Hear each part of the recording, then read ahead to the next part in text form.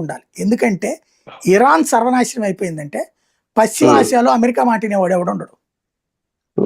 Iran అనే రాక్షసుని చూపించి గల్ఫ్ దేశాలు అనేటటువంటి ఆ వ్యాపారుల్ని భయపెడుతుంది. అది గల్ఫ్ దేశాల సెక్యూరిటీ తన బాధ్యత అని చెప్పి $5 ట్రిలియన్ తీసుకుంది ఇప్పటిదాకా. $5 ట్రిలియన్ అంటే ఇండియా జీడిపి అంత తీసుకుంది. ఇంకా నిరంతరం ఆదాయం అది పోతుంది.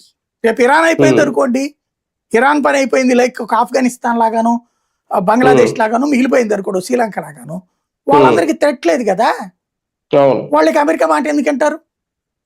ప్లస్ డాలర్లో కూడా వ్యాపారం చేయరు. మొన్ననే ఆల్రెడీ డాలర్ల ఒప్పందం ముగిసిపోయింది. ఇదివరకు పెట్రో డాలర్ అనేది 50 ఏళ్ల క్రితం పెట్టింది అన్ని దేశాలు వాడుకోవడానికి. అది పెట్రో డాలర్ అంటారు. పెట్రోల్ కోసమే డాలర్ అప్పట్లో.